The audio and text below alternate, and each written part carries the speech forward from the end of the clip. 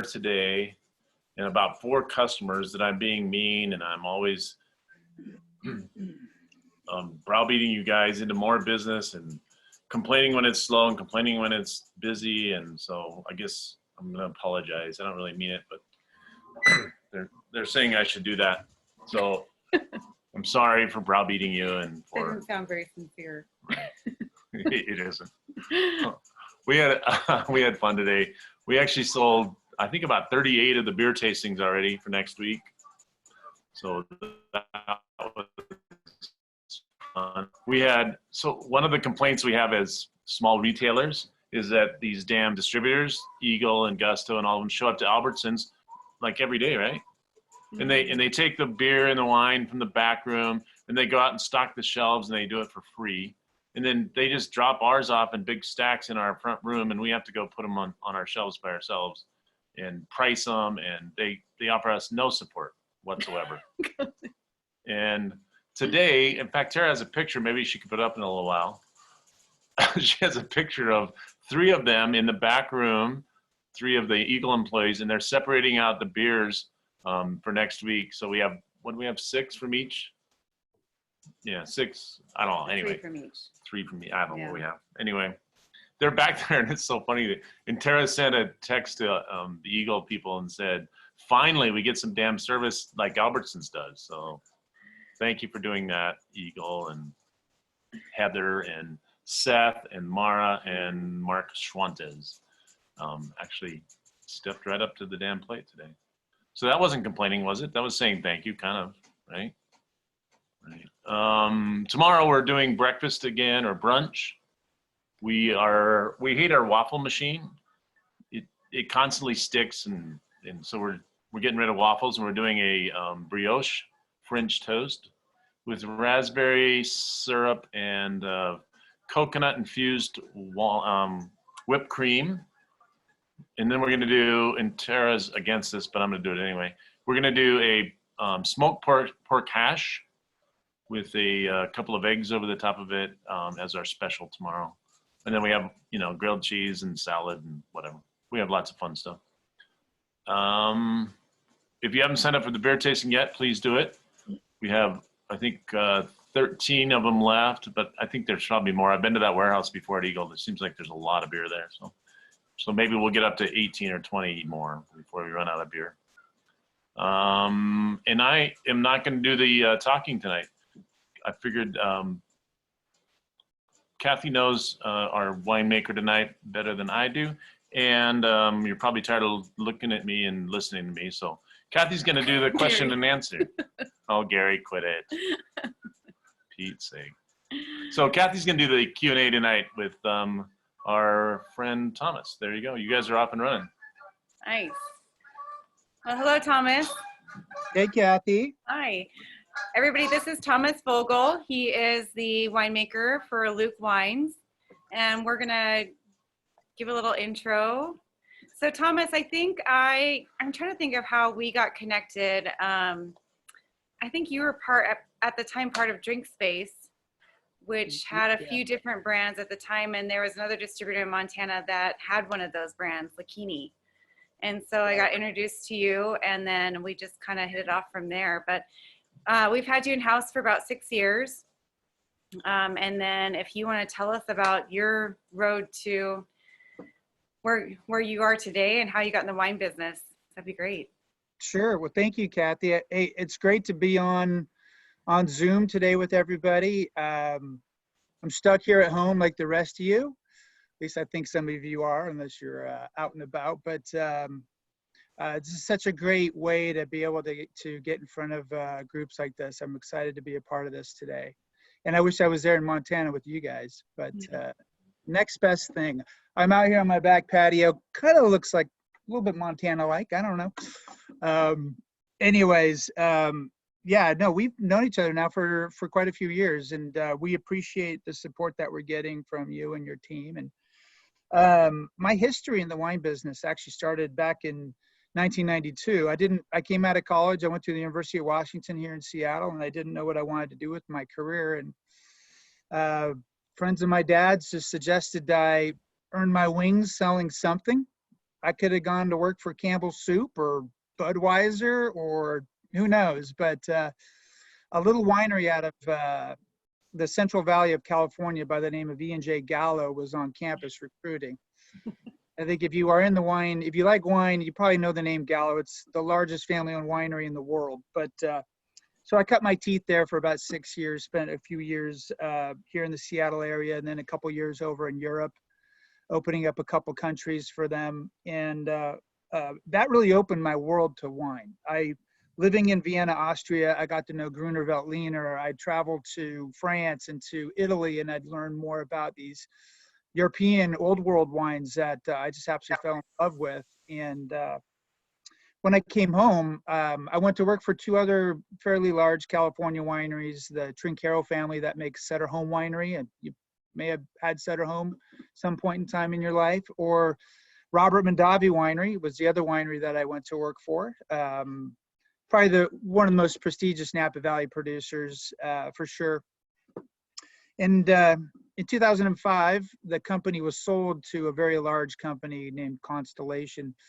And Michael Mondavi actually started his own importing agency, and he invited me to come join him for that. So I spent about 10 years doing that.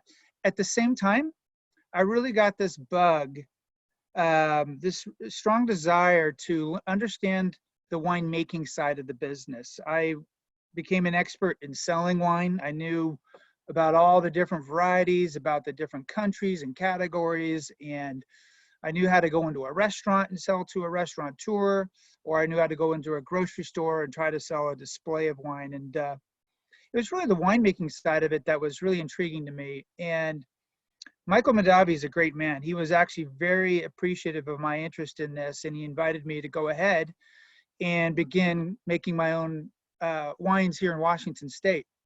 What he didn't realize is that I wasn't going to make just, a couple hundred cases. I figured I'd make a few thousand, and all of a sudden what became a hobby became a little bit more of a business. So actually how we met, Kathy, is when I started Drink Space, is when I actually launched Luke. So it was about 6 years ago, 6.5 years ago. And I'd started this other brand. It was called 01 Vintners. I'd started making in 2006. But in 2012, I realized here in Washington State, there's these great, AVAs, these smaller growing regions within the greater Columbia Valley. And one of which was called the Wahluke Slope. And I decided that I needed to do something about spreading the word or evangelizing this little growing region that I had been buying fruit from for a bunch of years, and that I felt like was really a great area to make great big reds. It was one of the, I would say it and Red Mountain. So Wahluke Slope and Red Mountain are probably the two most important sub-AVAs in Washington State to make big Cabernets, Syrahs, Merlots, and of course you combine that and you make a red blend. So that's kind of the long elevator speech on my 22-year career, 27-year career. I can't do the math. It's Friday afternoon. Don't make me No, we won't. Mark already had a question. Who is Michael Mondavi? How is he related to the Mondavi family? Sure. So Robert Mondavi started the Robert Mondavi Winery back in 1966. His first salesperson, and actually his very first winemaker, was his oldest son, Michael. Okay. So Michael's in his mid-70s now, but he was the original winemaker for Robert Mondavi Winery, and then quickly became kind of the head sales guy along with Robert. It was Robert, he's probably in his early 50s, and then Michael, around 21, 22 years old, out, peddling Robert Mondavi Winery. Oh, gotcha. Okay. I knew the answer to that. I just wanted other people to know, obviously. I mean, who doesn't know who that Right. is? Yeah, right. Robert's a little bit of an icon, but Yeah. So what are the wines that you're a part of today then? so the wines that I make a brand called 01 Vintners, which is they're all individual wines. We make a Cabernet called the Wild Sky. It's mostly Wahluke Slope, actually, but we do source some fruit from Yakima and from Walla Walla. We make a Riesling called Golden Delicious, which is a off-dry style, just small amount of residual sugar to that. We have a Sauvignon Blanc. It's called Copper Lily, which is a very bright, in Washington State, isn't well known for its Sauvignon Blancs, but the acidities, really the texture of the wine, I think we do a real nice job with Sauvignon Blanc here. And then we make a little red blend actually called Sauce, which is a play on, creating a red blend in the winery is no different than making a sauce in your kitchen from scratch. You start with a base of like tomatoes or chicken stock, and you go to the pantry and you pull in some spices, some herbs, some vegetables, and it's no different than doing a red blend in the winery, where you start with a base and then you start creating a really unique and interesting red blend by pulling in varieties that you have access to make something really special. And then, of course, Luke. I started Luke in 2012, and my first wine was, the first varietal I made was Cabernet. We only did Cabernet for our first 4 years. And then after that, we released a Merlot and a Syrah. And now, as you know, we have Chardonnay and the red blend. Great. So we already have a question, but it was kind of one of my questions to you too. Tell us about Wild Luke Slope and why it's an interesting AVA to you. And I think most everybody on here we've had discussions about what AVAs are, but if you want to touch on it a little bit too, it's a good way to remind people what they are, and then maybe people can guess where the name Luke comes from too. So I have a couple slides. Do you want me to pull those up? Yeah, that'd be great. All right, hang on a second. I think I need to be A co-host? yeah. I'm doing it right now. So Thomas, while you're doing that, we did, in conjunction with a local burger place called, what's it called? Roadhouse Diner. Mm-hmm. We did a red wine and shallot aioli for them, and they did a burger, and we used the sauce. We thought that'd be fun to Nice. use that as our main red wine for the aioli. Went over well, and then we did some sliders all week using that same sauce shallot aioli. So it was fun. Very cool. I saw a chat question. I'm assuming it's the same sauce you have in your store, because if it's not, I own the trademark, and I'm going to go find who makes that wine. Yeah. No, we sell a lot of that. Yeah. That's our #1 seller from you, right? For sure. Okay, great. Well, let me see. Okay, good. I can share my screen now. Can you guys all see that? Yep. Yeah. Okay, great. So being a sales guy, I tend to get a little crazy with my presentations, but I kind of cut this down just to a couple slides to give you guys a little taste of the brand. So here's, I can't see everybody, but I'm assuming, if you can, raise your hand if you've ever been to Washington. So if you drove here, you pretty much had to drive through the Columbia Valley, because I-90 cuts right through the Columbia Valley. And you can see the Columbia Valley sits on the east side of the state. It's the big yellow glob that starts from basically up by Lake Chelan at the north end, and it goes all the way down actually into Oregon. It's a geographical boundary, not a political boundary. So where political boundaries would be the border of Washington and Oregon, geographical or agricultural boundaries in this case, because it's a valley, dips all the way down into Oregon, a few hundred miles out, actually down into Oregon. And now it actually goes all the way east into a little portion of Idaho. The Columbia Valley has 13 sub-AVAs, because there's actually another AVA. And if you don't know what AVA means, it's American Viticultural Area. And it's designated by the government. It's been petitioned by farmers to be a unique location within their area for producing apples or grapes or potatoes or onions, whatever. So in this case, AVA is a viticultural area for growing grapes. And in Western Washington, there's one. It's called Puget Sound, and actually Seattle is actually in the middle of an AVA, and I don't think anybody even realizes that. But it's not really important. What's important is the Columbia Valley, which is on the east side of the Cascade Mountains. And within the Columbia Valley, which is a greater AVA area, are these smaller sub-AVAs. You can see them all kind of chopped around. Walla Walla is its own AVA, Horse Heaven Hills, Yakima Valley, Rattlesnake Hills, Natchez Heights, Red Mountain. These are all sub-AVAs. Just to give you a little heads up, so the Columbia Valley is about 52,000 acres. And the way I look at that is if you've ever been down to California, to Napa Valley, it's about, in terms of size of acreage, roughly the same size as Napa Valley. And what's kind of important about that is Napa Valley is only about 5% of California's wine production. So that tells you that Washington State, in terms of wine production, is only about 6 or so, or 7% of California. California is huge. Washington is still fairly boutique. You know, not a lot of wineries make more than 5,000 cases. Very few get over 10,000 cases. And those are the ones that you're going to eventually see, you know, in Chicago or on the East Coast. They're made by Chateau Ste. Michelle and other big companies. But for the most part, Washington is still, in terms of winemaking, is very boutique. There's over 1,000 wineries, but very few make more than, you know, several, you know, a few thousand cases. And most of it's sold direct to consumer or just in, you know, the local Seattle market.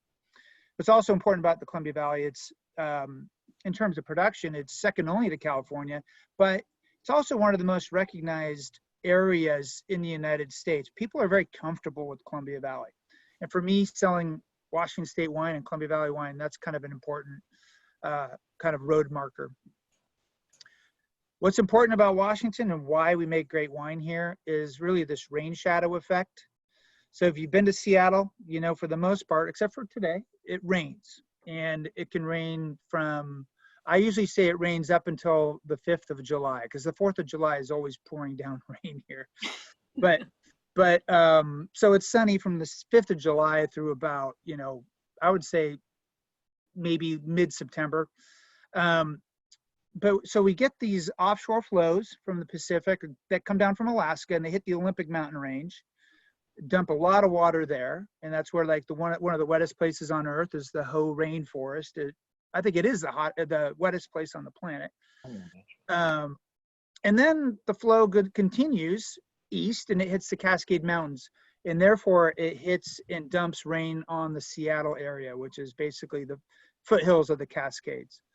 What that does, it clears out all this dry area on the east side of the mountains, where you get very little rainfall, 15 to 20 centimeters, 68 inches of rainfall a year. And you get this very, you know, very arid, very temperate climate, just really perfect. And also being as high up as we are in terms of latitude, you get longer heat summation days. So you get more sun every day to help ripen the grapes. What's also important is basically the 3 different soils that we work with here. And I'm going to blame you in Montana for dumping all these floods, the Great Missoula floods. Lake Missoula was a big ice dam that when it finally broke, it flooded all of eastern Washington. It created the Columbia Valley, these alluvial floods from millennia ago when these ice dams from the Ice Age broke and just dumped all this really fertile soil throughout eastern Washington. The other 2 soil types that we have is, hold on, Charlie, for 1 second. Thomas. Not yeah. Charlie. Hi, Thomas. Yes, So, Marcus. I like to tell stories, and I'll tell it quick. And I know it's Kathy's thing, but this is so funny. We were down in Scottsdale a year ago, or maybe 2 years ago. I don't remember. We were at this really fancy restaurant, and they were serving some wine. It was Charlie Hoops. Do you know him from the Red Charlie Mountain? Hoppus, yeah, of course. Yeah. Yeah. It was his. And Bellaton. she was a young server, and she comes up to our table, and she's like, "Where are you guys from?" We said Montana, and she's like, "That is so cool. We had this winemaker in a couple of weeks ago, and he told us about how they trucked all the soil in from Montana into eastern Washington, and then they plant all their vines on the Montana soil. So you guys should try that for sure." And I felt, obviously I knew a little bit about the Missoula floods, but I thought that was we all do that. It was fun that she tried. Yeah. We've all planted on your soil, so thank you. That's a pretty funny story. the other two soil types is rocks, is really like river rock, which you find mainly in the Walla Walla AVAs of the Rocks District, south of Walla Walla. And then I think the other piece of all is this is, you know, Washington State, the entire east or west coast is built on the Pacific, you know, rim of fire, right? We're all built on this volcanic or basalt soil. So that sits a few, you know, few feet below anything that would be considered agricultural soil, which is mainly the alluvial soil that we have in Eastern Washington. Wall Oak Slope was actually one of it's a very young AVA. It sits right in the middle of the state. I'm going to circle it for you here. So what's interesting and what I think people really appreciate, let's just say, about what we're doing with Luke is that the fruit doesn't come, it's not trucked in from all over the state. It comes from this one little wedge within really the central part of the state called the Wall Oak Slope. And it was created as an AVA, as you saw, back in 2006. So it's one of the younger sub-appellations in Washington. And the Native American tribe, the Wanapum tribe, which lived right along the Columbia River, right in this area, they named it Wahluke, which means watering place. Obviously, there was a tremendous amount of water there. In this big alluvial fan, they really called just Wahluke. And this kind of to give you a nice top-down view of the AVA. So you can see the Columbia River kind of meanders along the east side of the slope and down and underneath it. And then it actually goes east a little ways further, and then it cuts down and underneath Red Mountain. And then it hits the Columbia Gorge, and it goes straight out towards Portland, Oregon, Astoria, and out into the Pacific Ocean. You can see also here a lot of the different vineyards that we work with from the east side with Weinbau all the way west to the Clifton Hill, Raven Cliff, Northridge vineyards, and in between Stone Tree, which is where we get a lot of Syrah actually, and Rosebud. What's also important to see on this page is that the Wall Oak Slope actually starts at about 500 feet right along the river, and then it goes north to the Saddle Mountain Range, which is the top end of this picture. The Saddle Mountains are about 1,500 feet. So you get this nice, gentle 8-degree grade, south-southwest exposure to the sun, which for winemakers is like the holy grail. It's the perfect positioning if you're going to be planting grapes, to have that nice, gentle 8-degree grade, focused towards the sun, and you get this really nice ripening. And the other piece to all of this is that where our vineyards are located are about 1,100 feet. And that's actually above these Missoula floods. So we're actually in more ancient soils. There's going to be some floodplain or flood, you know, alluvial soil there as well. But we get a little bit more rocky and ancient soils, which are going to be a little bit more difficult for the grapes to actually work and ripen. So it really makes for more intense berries to be a little bit higher up on the slope. Here's a couple pictures for you because everybody loves pictures and you kind of get a good view of what we're talking about. This is the western edge of the slope. You're looking kind of up the Columbia River, a little bit further up there. Have you ever been to the Gorge Amphitheater for a concert? You can see it from here, but you really can't. It's just near the top of that picture. But this is the western edge of the Wall Oak Slope, and the Saddle Mountains you can see right in front of you. And just below it is grapevines and some vineyards, and then it just goes directly east. And then here's a picture in one of our vineyards. This is one of the Weinbau vineyards, and you look directly south in this picture, and in the distance you're seeing actually the backside of Red Mountain.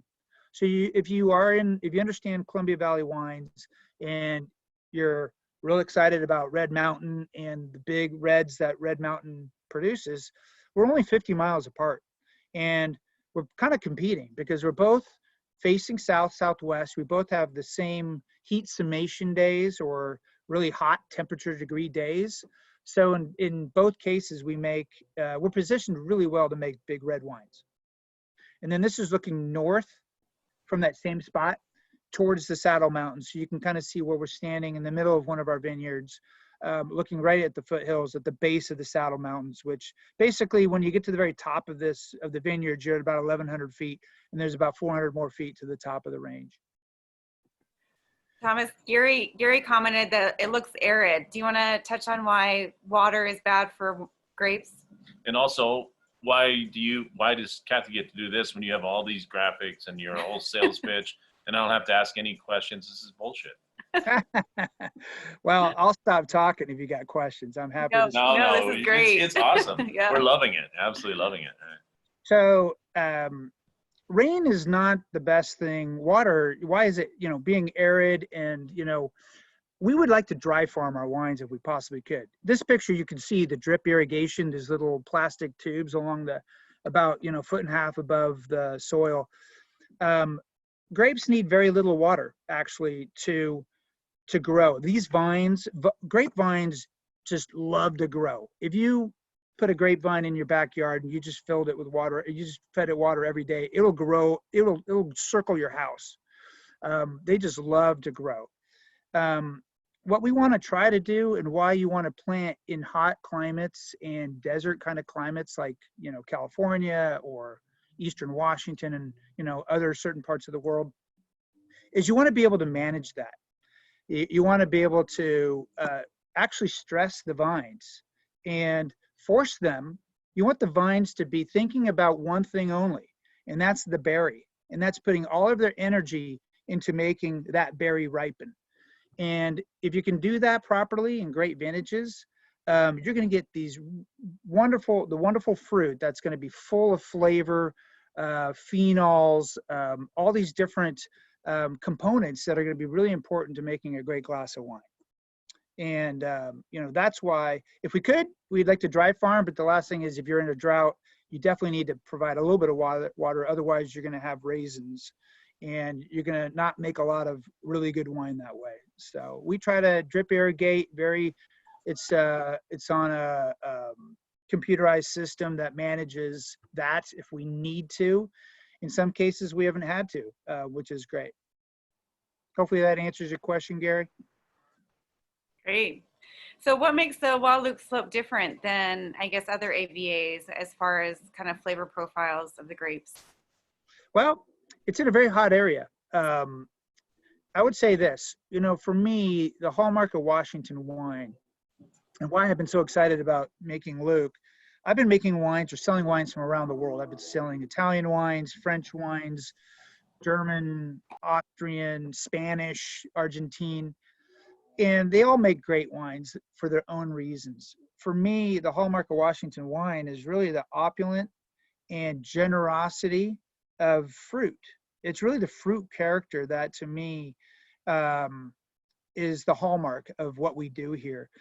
You don't really need to age a bottle of Washington wine for very long. In fact, this 2017 vintage red blend, I think is showing great just right now. It's a wee baby. For most people, this would be like way too early to be popping this cork. And you can lay this down for a few years for sure. But frankly, Washington wines, you pop those corks early, you're going to be really pleased with what you're getting. And I think for me, that's the difference between what we're doing here in Washington State and other areas. I think Napa and even Bordeaux can be extremely tannic. The grapes can really be robust and big. I mean, beautiful wines, but sometimes they need to settle and really have some bottle conditioning that's going to take a year or two really before I think some of those wines should be released. And they can go through some bad phases in that time too, where Yeah. if you open them up in the wrong year, they're not good. Yeah, I mean, you can pop a cork on a bottle of wine and it may show well kind of right away, and then it goes to a dumb stage, and then a bad phase, to your point, and then a couple years later it emerges out and is glorious. But Jerry's been through a lot of dumb phases. The guy. So this is Miguel. Here's a picture of Miguel Rodriguez. We call him Miguel the Man. He's been managing the Weinbau vineyard, one of our vineyards, since like 1985, I believe, forever. And he knows everything. I mean, he can do this with his eyes closed. And then Lacey Liebeck is one of the vineyard supervisors. They have been just fantastic to me. I continue to buy more fruit from Weinbau. and they've been really great partners for me on making Luke. We have a question too there, Thomas. So if you were to try one of those grapes in that picture, what would it taste like? So I'm not sure if that's a Cabernet Vineyard or this previous block. This is Merlot. Wine block 10. Wine block 10 is Merlot, but this may be in that same block. This, when we were there, this is very close to harvest. It's going to be almost like, one of the things I tell people is like, they should make jam out of, if you're not going to harvest everything, you might as well make jam out of this stuff because it is so sweet and just juicy, and you're getting the flavors that you're looking for in making the wine right there in the grape. What you don't want to do is when you bite down on a grape is bite into this seed, because then you're going to get that bitterness. You want to just kind of chew around it a little bit, and no different than a grape that you have from the store. If it has seeds, you really don't want to bite into the seed necessarily, but you're going to get a great expression of whatever that fruit might be, whether it's Merlot or Cabernet.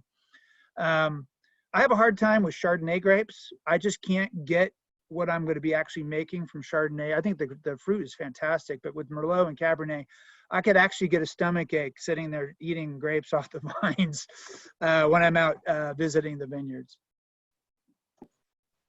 Good. Thank you. So I guess, the question that always is asked to me is, who is Luke? My name's Thomas. I have 3 boys. None of them are named Luke. My dad's name is Bruno. Let's see. There's no Luke in my family. Luke, hopefully by now you may understand, is named actually after the Wahluke Slope AVA. I set about creating a brand or a wine that was really focused on this location. And I realized in the word Wahluke was the name Luke. And I ran out and got the trademark for it. And I decided, okay, we've got something here. Let's create this wine and let's help build the story around Luke. So what we did is on the back label of our bottle, we had a good friend of ours who's a writer. She works for HBO and she does a lot of writing for some of their shows. She lives here in Seattle and she's a good friend of my wife's. And we asked her to create this metaphor or this story about who Luke is. And what we wanted to do is also understand that this metaphor is about this growing region. It's not just about this fictitious guy that's on the front label of these bottles, but it's about, marrying the story about this growing region where we're buying this fruit and trying to kind of almost explain the wine through this story. And we want to build off on this story too on the back labels of the Red Blend, which has a different back label. Our Chardonnay has a slightly different back label as well. And the other part to this is, we want Luke to be a little piece of all of us. We hope that what we read, the character that we see in Luke, this fictitious character that we see here on the front label of our wines, may resonate with you too, wherever you might be. So that's kind of the long story of how we came up with the name. So I think that's great. It reminds me of John Wayne. The picture on the front does. And I'm a huge John Wayne fan, so I just love the label. I use John Wayne, James Dean, Steve McQueen, Robert Redford, these old Hollywood actors as caricatures or, the iconography of the brand, of the wines. I wanted you to think of people like that you might respect, that, kind of helped create kind of that American look, Nice. One thing that we have not talked about yet is, perfect. You're getting right to, that was a great segue. Okay. You're reading my mind. We have not talked about the point system. We're in the wine business and we kind of roll our eyes when somebody gets a high point because we feel like maybe it's just an interpretation of, someone else's palate. So do you want to talk about that and how you get the points ratings? And then also in turn, we want to sell wine. So when we see a wine gets a good rating, we get a little excited too, because it means that we're going to be able to sell it and is possibly a very, very good wine. So if you want to talk about how that whole process works and then how you get to that point. Absolutely. So it's kind of a dance. That's the way I like to just explain it. Um, so there are, I would say, here in the United States, 3 or 4 major wine industry magazines, which you may actually get as well, like Wine Spectator, Wine Enthusiast, Robert Parker, Stephen Tanser in the International Wine Report, or Vinous. There's a few others. For those of us in the wine business, it's really important that we get this, I call them third-party accolades, reviews from the critics, and critical, praise, basically. It's no different than like a movie, right? A movie comes out and you get Siskel and Ebert, or you get some other critic praising it, so you all go see it. You hopefully, right? You might like the characters, but if it gets panned, you may not go watch it. Whereas if you get good reviews before it even comes out, then you're going to go out hopefully and go see the movie. In our world, in the wine world, we make the wine, right? And you lay it down for a couple months, and then when you feel like it's time, then you reach out to these magazines, and typically on their website, there's a couple links to how a producer can submit their wines for review.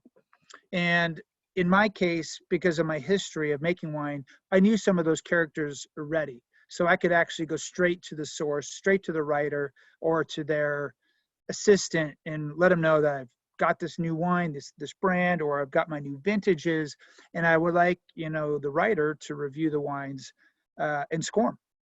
And so I'll, submit the wines. And most wineries put them in a box, go to FedEx and drop them and send them down to California or to New York City or wherever the wine writer is located. I don't do that.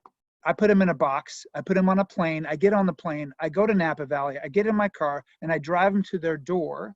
And I go inside Wine Spectator's headquarters and I hand deliver them. And I make sure I look at the whites of their eyes and say hello and let them know they are scoring my wines.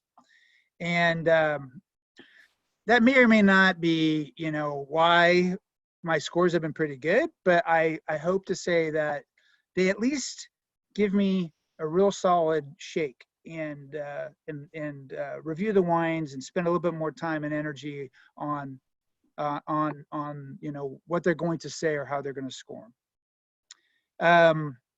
It's not always the case. Sometimes I do have to send them out, but for the most part, I like to hand deliver the wines and submit them. So hopefully that answers that question. Yeah, it seems like a very interesting process, and there's some rumors out there that the more you advertise with these magazines, the better scores you can get. Have you heard any of that? I would say absolutely, but I don't believe it actually, Yeah. because, if I see a score for a brand that I'm like, are you kidding me? It's going through my head. I'm like, and I see the next page, there's a big advertisement for the brand. Then of course I'm going to try to put two together, but I don't believe that. Yeah. I think, there's credibility at stake there. And I think for the most part, they're doing everything they can to try to be honest. And I didn't know these writers, Tim Fish at Wine Spectator, Anthony Mueller at Robert Parker, they want to do right by the small guy. They're not out to try to sell more magazines necessarily. Their editor might be, but they don't really. So I don't really believe that, The one thing I'd like to add to this conversation is I was in line at Smith's maybe 6 months ago, and there was a box wine from, I don't remember who, like whatever, Peter Vella or something. And it said they got a gold star at the San Francisco Chronicle, blah, blah, blah. So I'm on your side on the ratings. Right. As far as, I think that's not corrupt, but I mean, there's so many things that go on Well, in that wine I world. was just going to say I got an email, and I'll say Gallo because you brought up Gallo, but one of the Barefoot wines scored 100 points from someone, I don't know who, but it's so funny. You can Google any kind of wine on the internet, and there's somebody who gave it some kind of rating. For sure. The South San Diego Surf Club can review wines and give it 100. Right? Well, for Barefoot, they probably would. Right. Yeah. One of the things I tell people, if you're going to go to ratings, I think you find, like, I find Steven Tanzer has a very similar palate to me. I like his reviews because then when he gives a high rating, I like it, and there's nothing wrong with Parker's ratings, but that's just not my palate. And so Yeah. just find somebody that if you say, he says he's a 95-point rating, you like it, then I think you should trust that. And that's how Tanzer is to me. So. Yeah, Well- Tanzer's more European style for sure. And, Parker, a lot of wineries started making wines to appeal to Parker, bigger, bolder, really, extracted, I think damaging frankly, to the wines, but, they would get nice big scores. And Right. that to me isn't, you got to stick with your house style. Well, the most important thing is that you've gotten some great scores from Yeah, I did. reputation Here, I'll go people. back to sharing. I can just give you guys a quick look at this. Oops. Let me, You're the best at this so far, just so you know, oh, good. by far. Yes. With work, I do this actually pretty often. I did a sales meeting with my New York distributor just last week, and actually my California distributor too. So anyways, some of the scores right now we got this, our current vintages of Luke, actually all 5 wines have gotten from Wine Spectator some nice scores.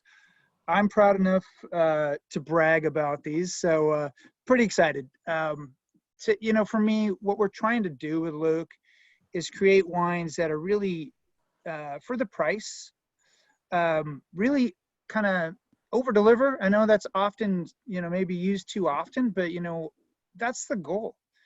And it can be difficult to do. So when all of a sudden from one reviewer, every one of the wines has gotten a 90, which I call an A. Somebody pointed out that's actually an A minus. I'm like, really? But whatever. These are for me,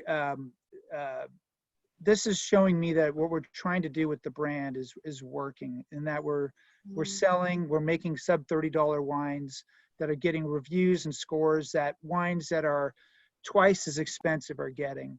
And we're getting these scores, fairly regularly, which is great. And then Wine Enthusiast recently came out with their reviews too, and actually a few scores even better. The red blend you're tasting was an editor's choice from Wine Enthusiast, and 91 rated, which was really sensational. I was really excited about that. And Heather reminded me, you also had a great article in Wine Spectator. They did an article on you. Yeah, back in August last year, it was a Saturday morning, and I was getting texts from friends of mine. They're saying, "Have you gotten the latest Spectator?" I'm like, "No. Do I need to go to my mailbox?" So I ran out there and I brought it in, and I literally was glad I was sitting on my couch because I could not believe it was a full-page article on Luke and me, and literally I couldn't have wrote it better. I mean, it was like I had written it and submitted it as an info ad, but that was pretty exciting. Maybe So, we can find that, or maybe you can email me that link and we can add it to the email. I'll the send it group. to you for sure. Okay, great. Yeah, absolutely. So everybody else can take a look at that. It was a great article. So on to the red blend. You want to talk about the red blend and what the blend is and how you come up with the blend? Yeah, so it's different than sauce. If you've had sauce is always a Merlot-based red blend. I always created that it was born out of knowing that there was good supply of Merlot. It's a very easy red blend to build out of or off of. Nice platform. The goal with Luke, though, was always about the marriage of Cabernet, Merlot, and Syrah. There's other great growing regions around the world that do the same thing. Most importantly is probably Australia, the Cab Shirazes that you find, or CSM blends that you get from other producers. In our case, what we do know is that Syrah grows absolutely brilliantly in Washington. I wish we could sell more Syrah, but at the end of the day, Cabernet is king. It's the most important thing that we do. We also make a great Merlot, and we wanted to come together and build a blend, build a wine that showed a little bit of the dark fruits and the tannin and the robust flavors that Cabernet and Merlot will deliver, but then also provide that silkiness, that smoothness, and that kind of like that, really that mid-palate texture and opulence that Syrah builds into a wine. And so the red blend is not in some cases, red blends can be like that secondary wine that a winery makes when they go and take everything that didn't go into their wines, into their individual wines, they make a blend. They just put it all together and sell that out. Ours is purpose built. It's to produce our red blend is no different in cost to me than making my Cabernet or my Merlot. We take some serious effort in sitting down and putting this thing together. And, you know, every vintage might be a little bit different, but we do know that, you know, Cabernet is going to be the backbone to it. Syrah is going to be, Merlot is going to kind of be like this middle ground, this kind of connector. And Syrah is going to deliver that roundness and that softness and that silkiness that it is so well known for. The vineyards that we work with go all the way across the Wahluke Slope. Weinbau at the far east, all the way to Northridge and Clifton Hill on the west side of the slope. It's that's the interesting piece about it, and that we're actually accessing all of the fruit that we actually use to make our Luke wines. And frankly, I jokingly call this a Washington Bordeaux blend, which the joke about Washington Bordeaux blends is that they actually add a little bit of Syrah to their blend. And, Always. yeah, and here's my version of a Bordeaux blend, but we just call it the red blend. And it's a lot of fun, you know, no different than making the 01 sauce. It's probably the most fun to make, is to sit down and play around and create the blend and really kind of dial in the style that you're looking for to make a wine. Tara wanted to know why you changed the label on the sauce. Speaking of the sauce. Oh, well, you know, we've had some fits and starts with that, but the current vintage or the current sauce label is a recipe card from my mother-in-law who passed away in the mid-90s, and she never wrote down any of her recipes except her favorites. And one of them is the sauce label, which is a fudge dream sauce. It's actually a fudge sauce, and which to me is perfect, right? Chocolate and wine, easy connector. So the whole idea of that label is to kind of create the story around exactly what we're trying to do with sauce, no different than being in your kitchen making a sauce or a, you know, soup or whatever from scratch. The idea there with that label is that we wanted to kind of really tell that story a little bit better. That's great. I think Mark has a question for you. Do you have any more slides, I guess, first? I don't want to. Oh, yeah, probably not. Oh, Oh, yeah, here's a little, Yeah, oh, wait, yeah. sorry. Whoa. I'm going the wrong way. Hang on, sorry. Okay. God, you said I was good at this, and now I'm blowing it. We are pretty excited coming out with these reserves. Very Oh, small. wow. I call it fairy dust. We bottled our Syrah. We make these wines actually at a facility in Walla Walla. And the goal of these wines is really to isolate one of the vineyards that we work with in both cases. And in actually both cases, it's going to be a Stone Tree Vineyard. So we're isolating vineyards, vineyard designated. Moving forward, they'll be native fermented, which is a really unique step in that we're not inoculating. It's a difficult step to kind of wait for the native yeast within the winery to actually ferment and help ferment the wines. And they'll be barrel aged all in new French oak, and they're going to be unfiltered. It's very small production wines that we're just gonna have fun with, really to help sell and tell the Luke story. Well, my warehouse manager just texted me that we don't carry the Chardonnay yet, but he texted me and saying that there's plenty of room in the warehouse for the Chardonnay. So maybe he can make room for those two too. We have 12 cases left of the 2019, so Okay. I can earmark them for you if you want, and you just tell me if you want them. We're bottling the 2019 at the end of May 28th. So we'll have that, but you know, if you want to work with the 19. This is my wife. I wanted to make sure you knew that the better half of the Luke project is my wife of 26 years as of yesterday.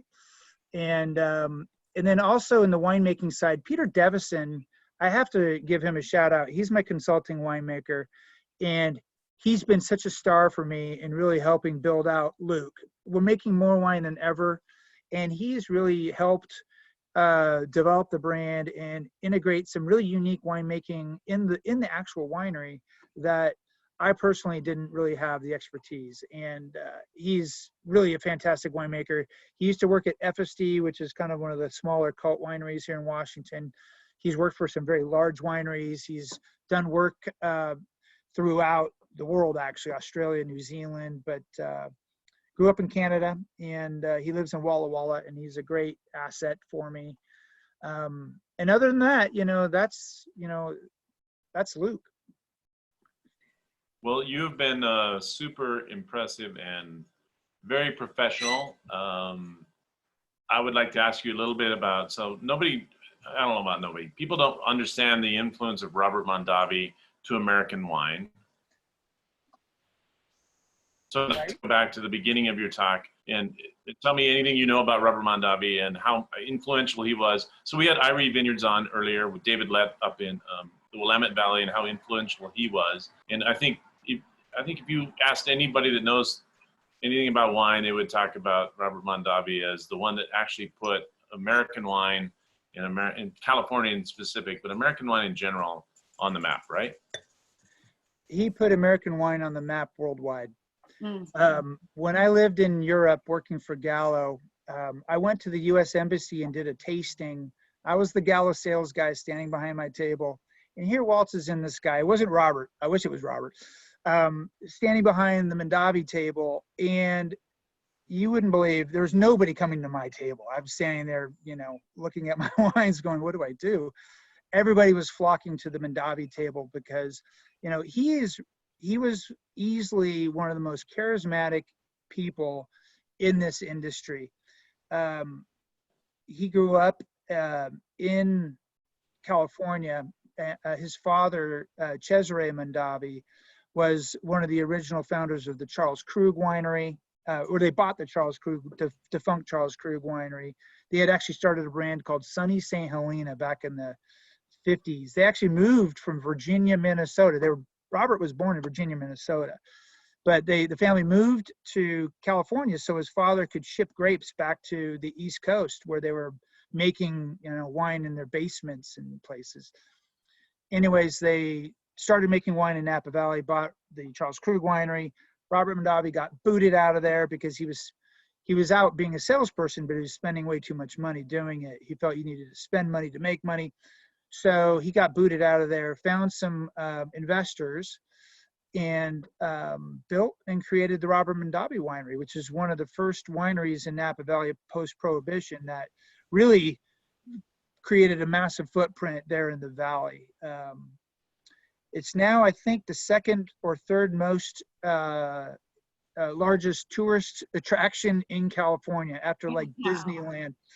It's pretty crazy, but Robert was a great man. One of the stories I heard was that he went to JFK's inauguration with his wife, and she spent, I don't remember, $13,000 on a mink coat or something.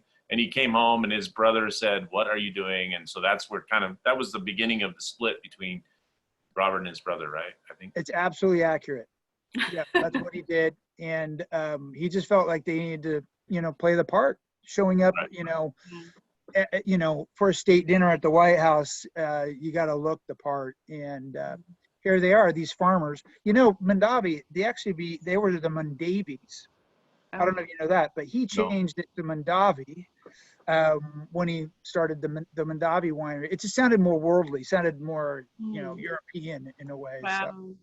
Well, the interesting thing then, he partnered with who out of Bordeaux in the Opus One then.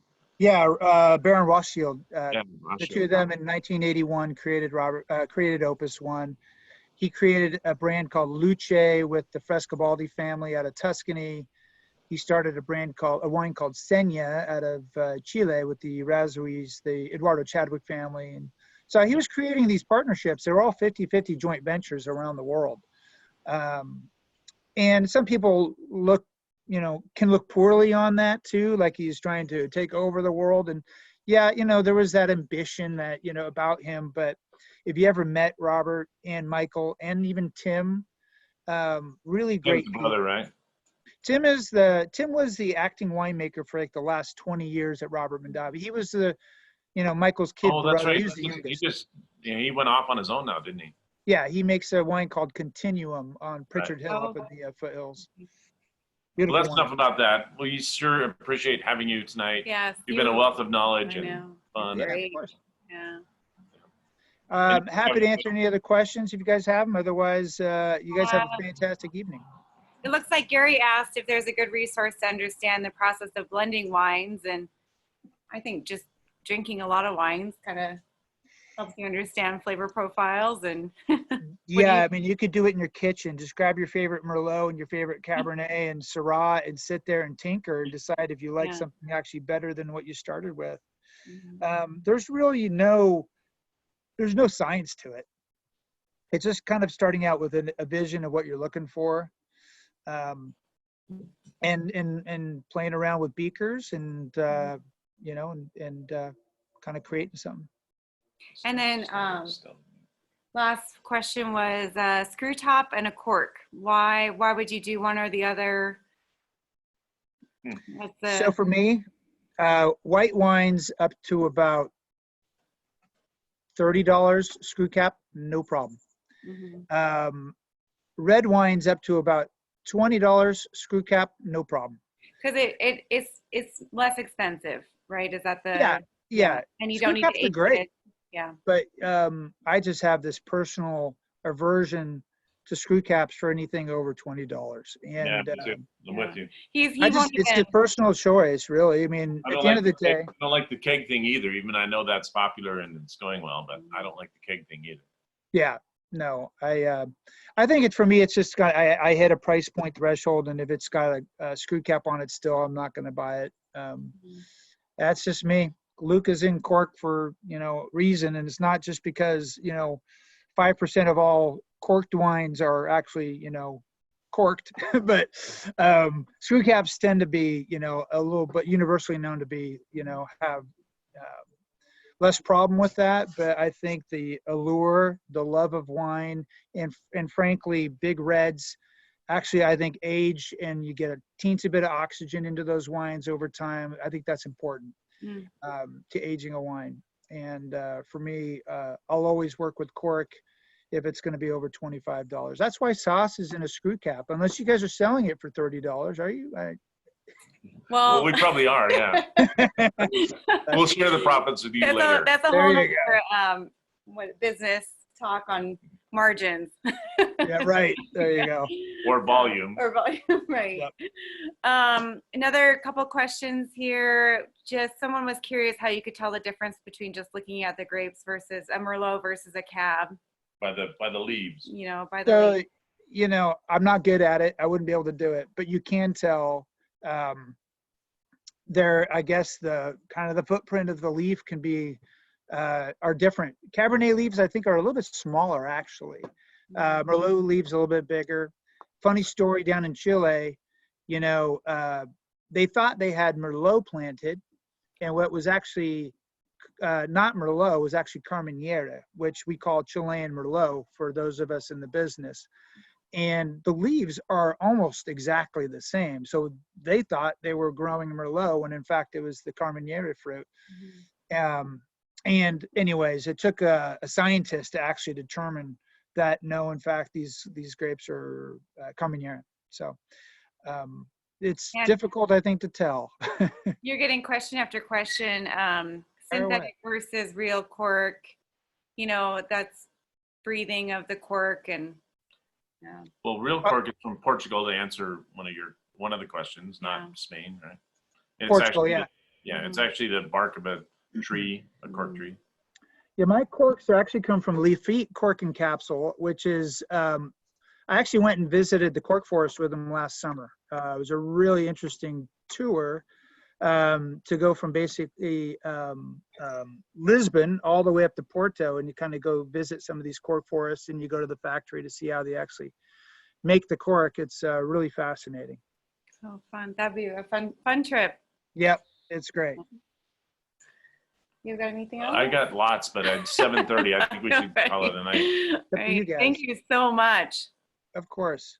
I think Thanks for your time. we all learned a lot on this. Great. Well, I hope you guys enjoy your bottle of Luke as much as I am. I Yeah. just filled myself another glass. So Yeah. And tell your wife hi. Maybe I'll meet her in person someday. that would be great. She would Yeah. love. So Yeah, come out to Montana Mhm. when the virtual thing is over and we can do Yeah. a real tasting. That'd be fun. we'll do that. We'll do that for sure. Great. Thank you so All right. much. Thanks, everybody. Cheers. Thank you. Cheers. Cheers. Cheers.